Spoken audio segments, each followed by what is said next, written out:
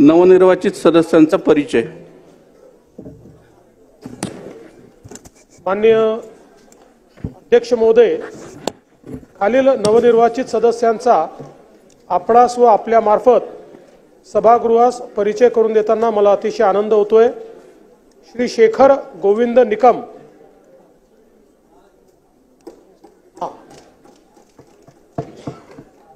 श्री मनोज पांडुरंग जामसुतकर, श्री वरुण सतीश सरदेसाई आहेत जामसुतकर, हा चला, श्री मनोज पांडुरंग जामसुतकर,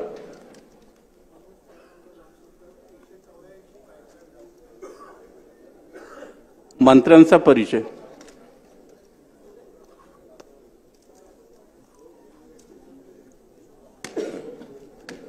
अध्यक्ष महोदय, फायली ठेवायलाच जागा नाही राहिल्या, काहीतरी वेगळी अरेंजमेंट करावी लागेल ते। माननीय अध्यक्ष महोदय, मी आपणास व आपल्या मार्फत या सभागृहाला खालील मंत्र्यांचा परिचय करून देत आहे। श्री चंद्रशेखर कृष्णराव बावनकुळे, श्री राधाकृष्ण एकनाथराव विखे पाटील, श्री हसन मियालाल मुश्रीफ, श्री चंद्रकांत दादा बच्चू पाटील, श्री गिरीश दत्तात्रय महाजन, श्री गणेश रामचंद्र नाईक, श्री गुलाबराव रघुनाथराव पाटील, श्री दादाजी दगडू भुसे, श्री संजय दुलीचंद राठोड, श्री धनंजय पंडितराव मुंडे, श्री मंगल प्रभातजी लोढ़ा, श्री उदय रविंद्र सामंत, श्री जयकुमार जितेंद्र सिंह रावल, श्रीमती पंकजा गोपीनाथ मुंडे, श्री अतुल मोरेश्वर सावे, श्री अशोक रामाजी उईके,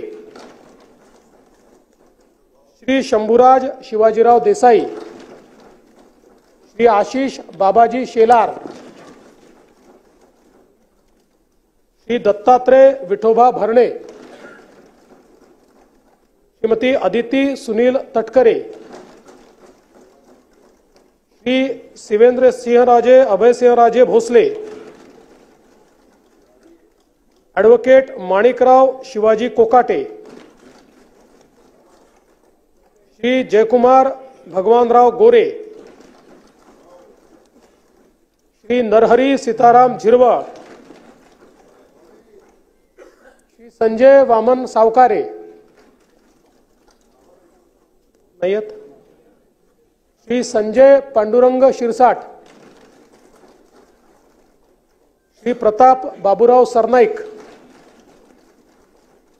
श्री भरत मारुती गोगावले, रायगड याचं नक्की कमी पडला आज। श्री मकरंद लक्ष्मणराव जाधव पाटील, श्री नितेश नारायणराव राणे, श्री आकाश पांडुरंग पुणकर, श्री बाबासाहेब मनोहरराव पाटील, श्री प्रकाश आनंदराव आबिटकर, त्याचप्रमाणे सन्मान्य राज्यमंत्री श्रीमती माधुरी सतीश मिसाळ, श्री आशीष नंदकिशोर जयस्वाल, श्री पंकज राजेश भोयर, श्रीमती मेघना दीपक साकोरे बोर्डीकर, श्री इंद्रनील मनोहर नाईक, श्री योगेश रामदास कदम। सन 2024-25च्या पुरवणी मागण्या सादर करणे। अध्यक्ष महोदय, मी आपल्या अनुमतीने सन 2024-25च्या पुरवणी मागण्या सभागृहात सादर करतो। व असे करीत असताना सभागृहाच्या असे निदर्शनास आणू इच्छितो की भारतीय संविधानाच्या अनुच्छेद 205 व 203 खंड 3 खाली मिळालेल्या अधिकारात महाराष्ट्राच्या माननीय राज्यपाल महोदयांनी 20/24/25च्या पुरवणी मागण्या विचारात घेण्यात याव्यात अशी शिफारस सन्माननीय सभागृहास केली आहे। सन 2024-2025च्या पुरवणी मागण्या सभागृहात सादर करण्यात आल्या आहेत। पुरवणी मागण्यांचे विवरणपत्र व माननीय सदस्यांना महाराष्ट्र विधिमंडळाच्या व शासनाच्या संकेतस्थळावरून तसेच टपालखान्याद्वारे उपलब्ध करून देण्यात येत आहेत। या मागण्यांवर चर्चा व मतदान दिनांक 19 व 20 डिसेंबर 2024 रोजी होईल।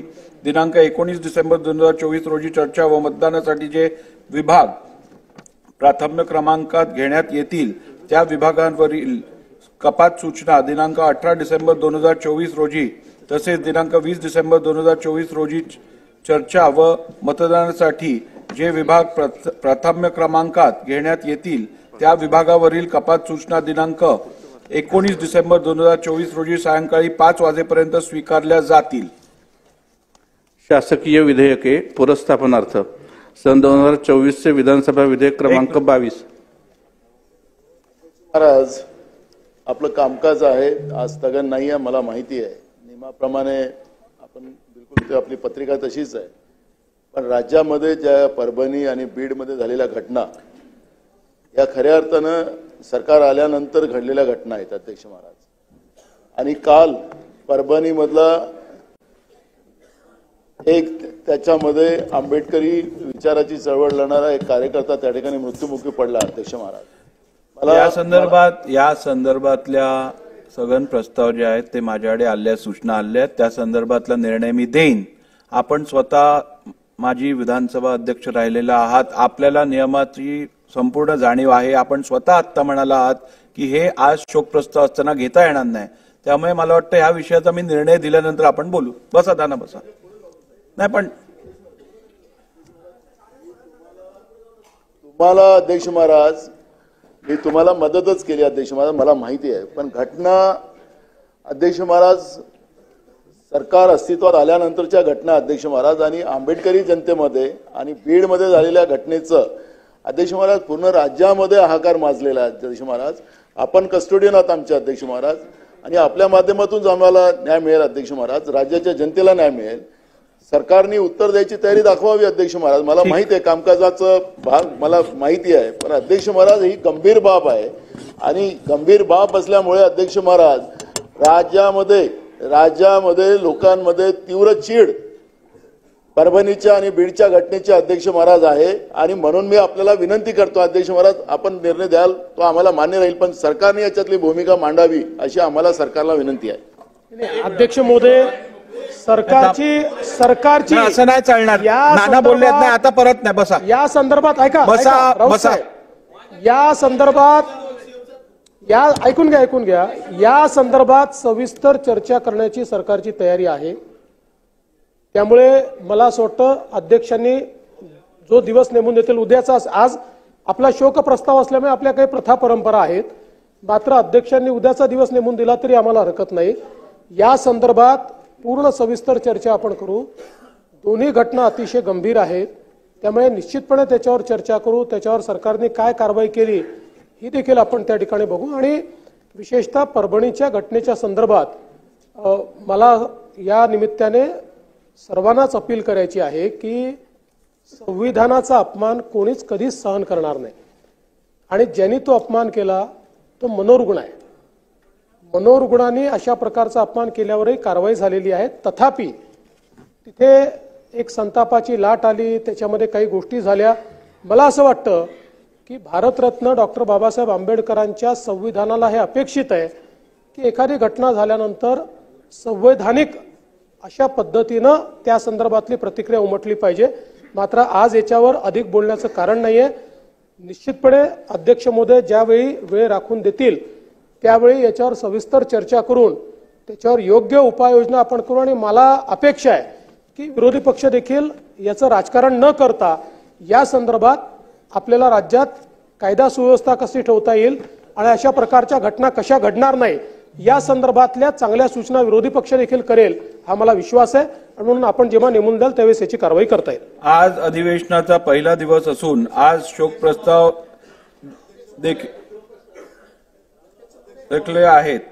त्यापुढे या एक मिनिट मला निर्णयाचा देऊ दे, त्यानंतर तुम्ही. आज स्थगन प्रस्ताव घेण्यात येणार नाहीत. या संदर्भात ज्या सूचना प्राप्त झाल्या आहेत मी गटनेत्यांबरोबर बोलून या संदर्भातल्या चर्चेचा दिवस ठरवीन. चला पुढे घ्या. शासकीय विधेयके पुरस्थापनार्थ सन 2000 विधानसभा विधेयक क्रमांक 22. महोदय, सन 2024 विधानसभा विधेयक क्रमांक 22 महाराष्ट्र जिल्हा परिषद व पंचायत समिती राज्य विधानसभेच्या आगामी सार्वत्रिक निवडणुकांमुळे विवक्षित जिल्हा परिषदांचे अध्यक्ष उपाध्यक्ष व त्यांच्या विषय समित्यांचे सभापती आणि विवक्षित पंचायत समित्यांचे सभापती उपसभापती पदांच्या निवडणुका तात्पुरत्या पुढे ढकलणे विधेयक 2024 मांडण्यास मला सभागृहाची अनुमती मिळावी. प्रामुख्याने 8 जिल्हा परिषदा ज्या अस्तित्वात आहेत त्याचे अध्यक्ष उपाध्यक्ष आणि वेगवेगळ्या समित्यांचे सभापती निवडणुका या आचारसंहितेमुळे पुढे ढकलाव्या लागत होत्या. त्यासाठी सभागृह नव्हतं म्हणून ऑर्डिनन्स काढावा लागला. तर त्याला आता कायद्यामध्ये परिवर्तित करावं लागेल. ते मी सभागृहासमोर मांडतो. प्रस्ताव असा आहे की सन 2024 विधानसभा विधेयक क्रमांक 22 महाराष्ट्र जिल्हा परिषद व पंचायत समिती राज्य विधानसभेच्या आगामी सार्वत्रिक निवडणुकांमुळे विवक्षित जिल्हा परिषदेचे अध्यक्ष उपाध्यक्ष व त्यांच्याविषयी समित्यांचे सभापती आणि विवक्षित पंचायत समितींचे सभापती व उपसभापती पदांच्या निवडणुका तात्पुरत्या पुढे ढकलणे विधेयक 2024 मांडण्यास अनुमती देण्यात यावी. प्रश्न असा आहे की सन 2024 विधानसभा विधेयक क्रमांक 22 महाराष्ट्र जिल्हा परिषद व पंचायत समिती निवडणुका तात्पुरत्या पुढे ढकलणे विधेयक 2024 मांडण्यास सभागृहाची अनुमती आहे काय? अनुकूल असतील त्यांनी होय म्हणावे, प्रतिकूल असतील त्यांनी नाही म्हणावे.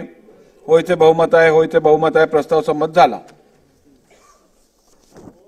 त्या अनुमतीने सन 2024 विधानसभा विधेयक क्रमांक 22 महाराष्ट्र जिल्हा परिषद व पंचायत समिती राज्य विधानसभेच्या आगामी सार्वत्रिक निवडणुकांमुळे विवक्षित जिल्हा परिषदांचे अध्यक्ष उपाध्यक्ष व त्यांच्या विषय समित्यांचे सभापती आणि विवक्षित पंचायत समित्यांचे सभापती व उपसभापती पदांच्या निवडणुका तात्पुरत्या पुढे ढकलणे विधेयक 2024 मांडतो.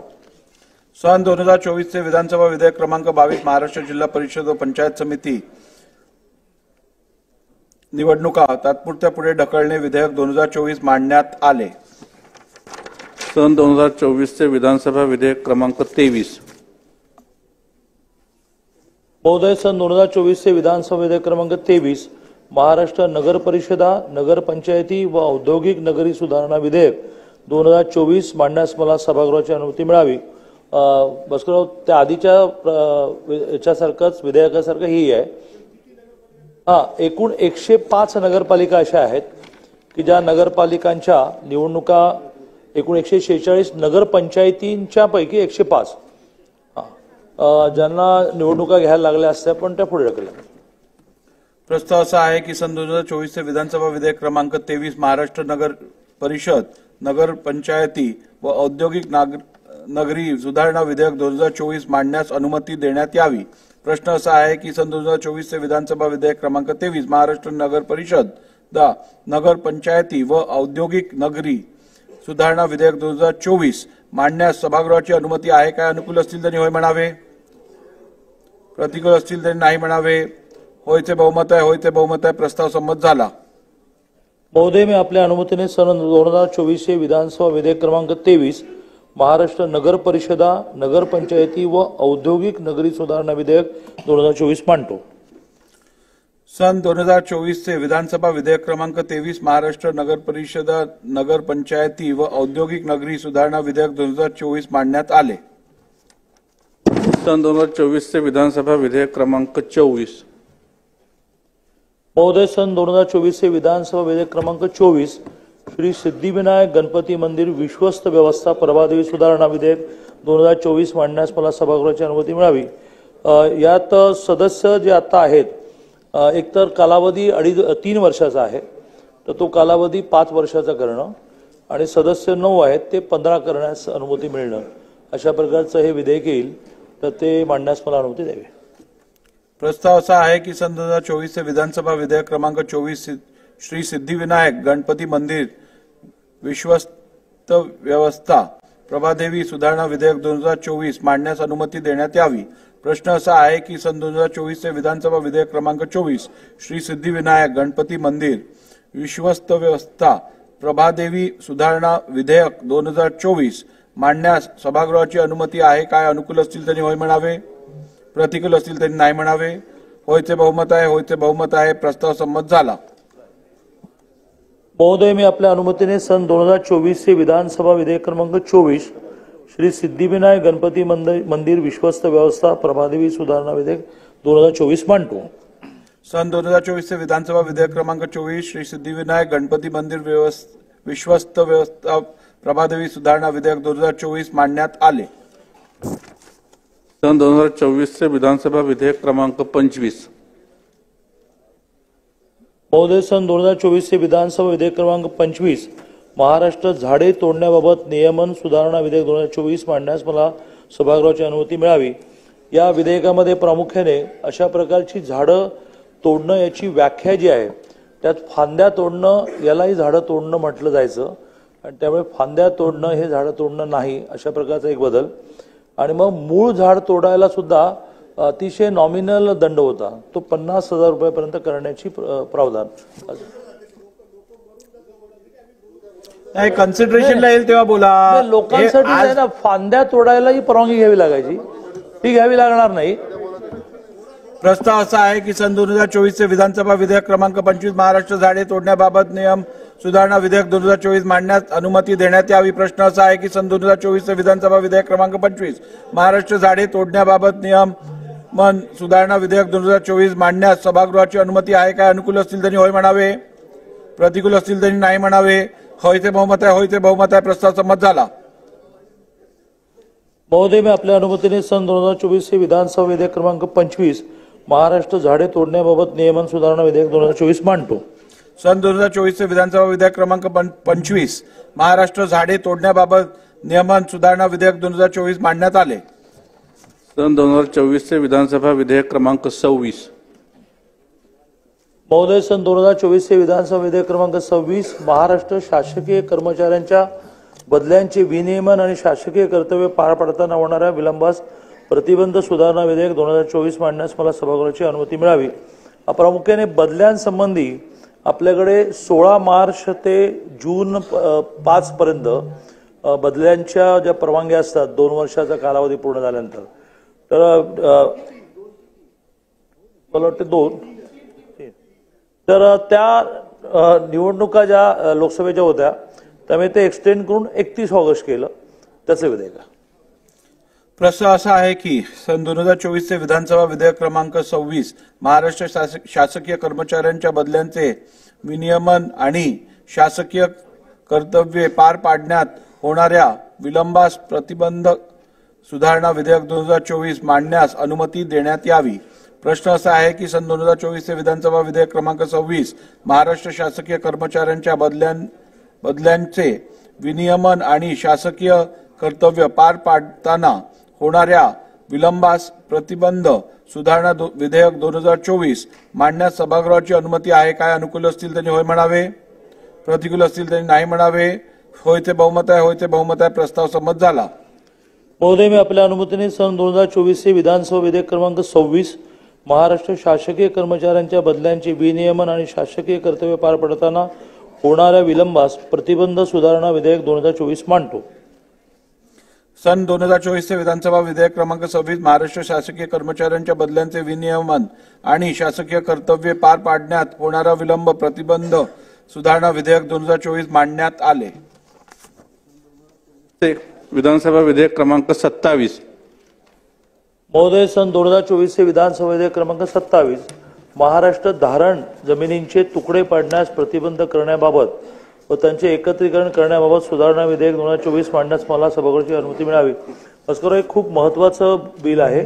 आपल्याकडे 10 गुंठे बागायती आणि 20 गुंठे जिरायतीच्या खाली तुकडा पाडायला बंदी आहे. लाखो लोकांनी ते तुकडे पाडले, घरं बांधली, दुकानं बांधली. तर ते नियमित करताना 25% आपण रेडी एकनाच्या घेणार होतो तो 5% घ्यावा. हे अतिशय प्रो पीपल विधेयक आहे, ते मांडण्यास मला परवानगी मिळावी. प्रस्ताव असा आहे की सन 2024 चे विधानसभा विधेयक क्रमांक 27 महाराष्ट्र धारण जमिनींचे तुकडे पाडण्यास प्रतिबंध करण्याबाबत व त्यांचे एकत्रीकरण करण्याबाबत सुधारणा विधेयक 2024 मांडण्यास अनुमती देण्यात यावी. प्रश्न असा आहे की सन 2024 चे विधानसभा विधेयक क्रमांक 27 महाराष्ट्र धारण जमिनींचे तुकडे पाडण्यास प्रतिबंध करण्याबाबत व त्यांचे एकत्रीकरण करण्याबाबत सुधारणा विधेयक 2024 मांडण्यास सभागृहाची अनुमती आहे काय? अनुकूल असतील त्यांनी होय म्हणावे, प्रतिकूल असतील त्यांनी नाही म्हणावे. होयचे बहुमत आहे, होयचे बहुमत आहे. प्रस्ताव संमत झाला.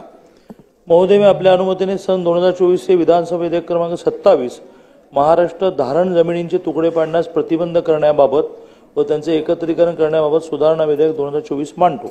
सन 2024 चे विधानसभा विधेयक क्रमांक 27 महाराष्ट्र धारण जमिनींचे तुकडे पाडण्यास प्रतिबंध करण्याबाबत व त्यांचे एकत्रीकरण करण्याबाबत सुधारणा विधेयक 2024 मांडण्यात आले. सन 2024 चे विधानसभा विधेयक क्रमांक 28.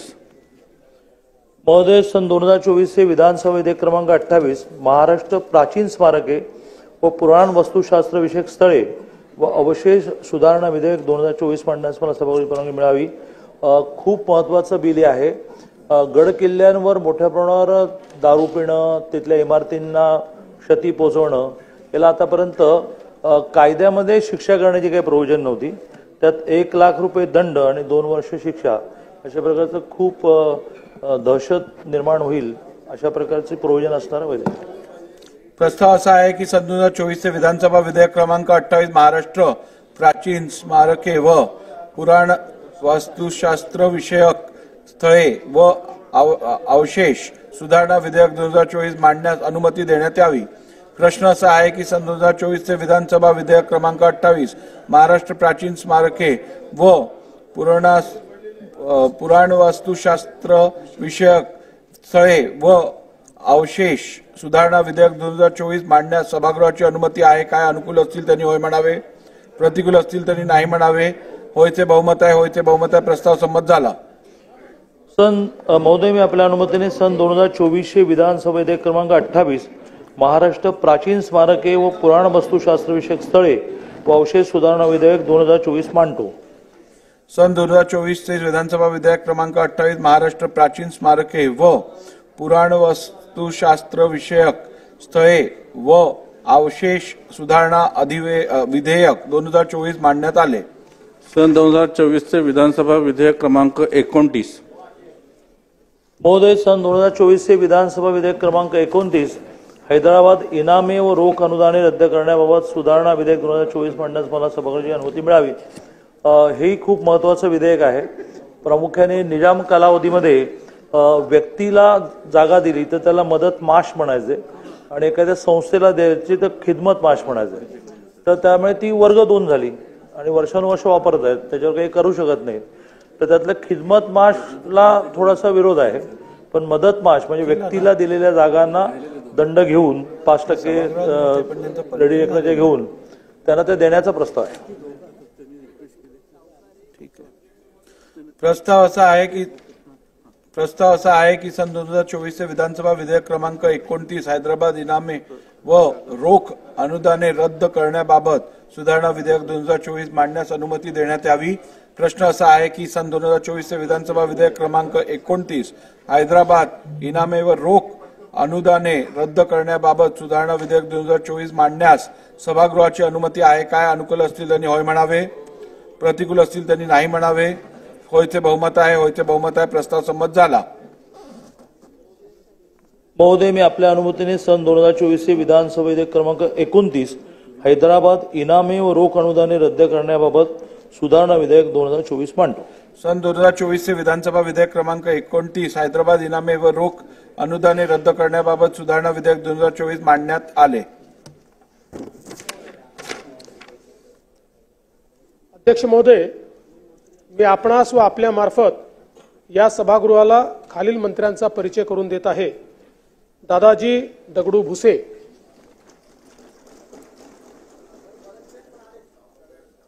श्री संजय वामन सावकारे, श्री भरत मारुती गोगावले.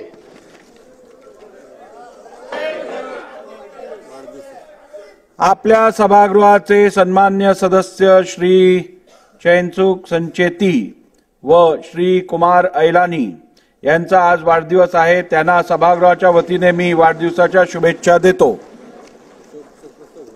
शोक प्रस्ताव.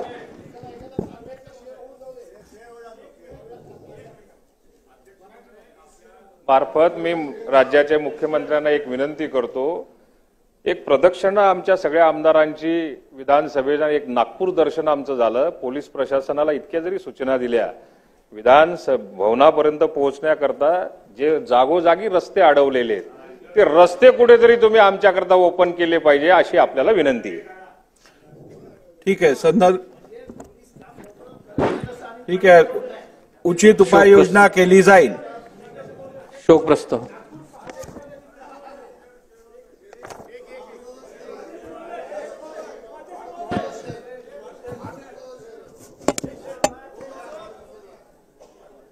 अपनी सरहद का हर इंसान निगहबान बने. अपनी सरहद का हर इंसान निगहबान बने. मौका आ जाए तो आवाम का तूफान बने. फिर चाहे वो हिंदू या मुसलमान बने. हर शख्स को ये लाजिम है कि वो सबसे पहले इंसान बने, इंसान बने, इंसान बने.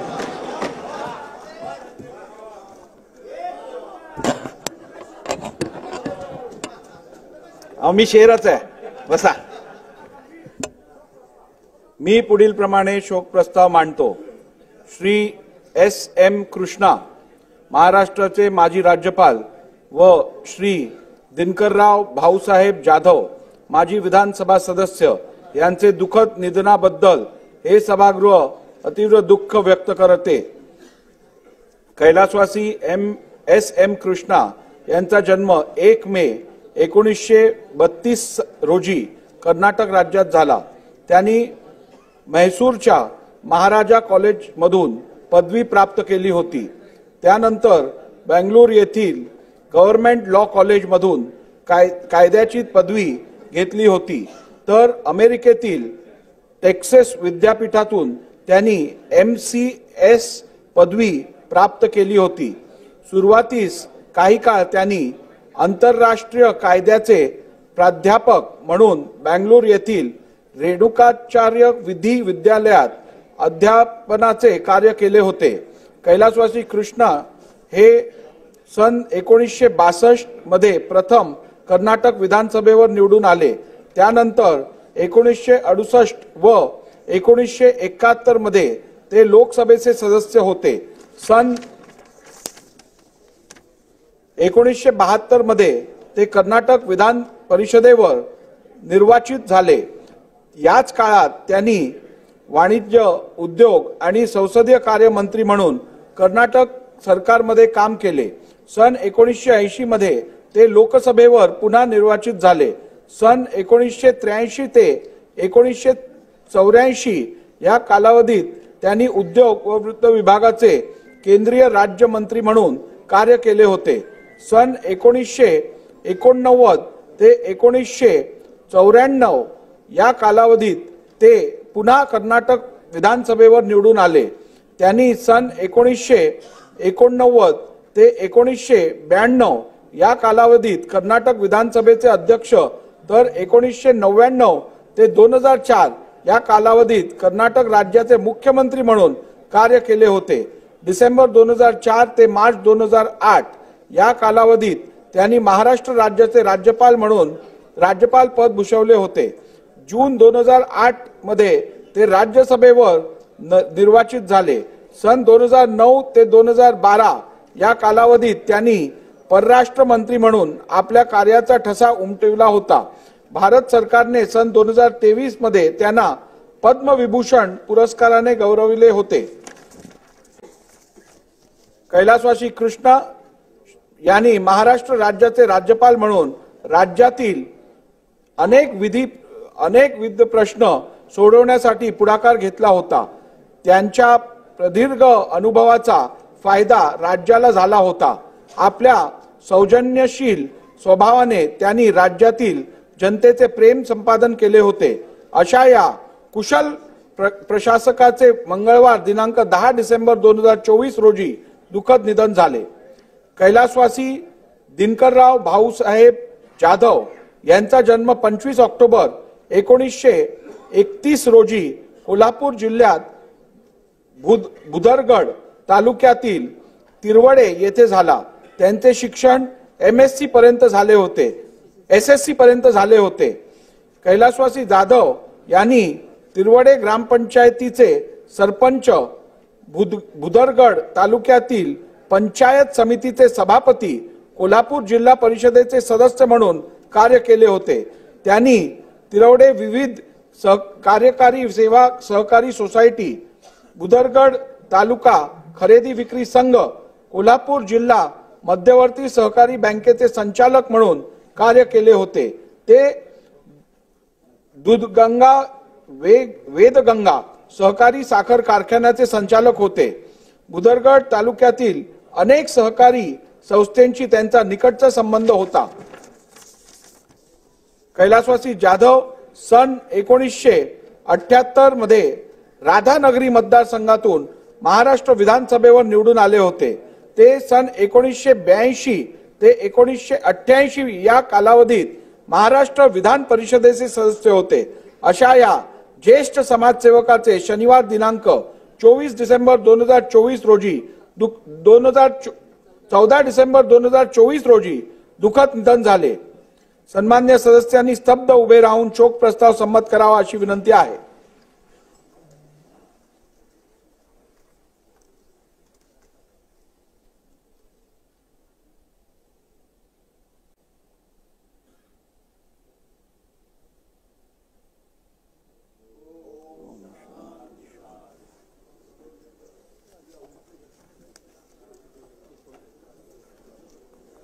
शोक प्रस्ताव संमत करण्यात आला आहे. प्रस्तावाची एक व विधिमंडळाचे स्मृतिपत्र शोकाकुल कुटुंबाकडे पाठवण्यात येईल.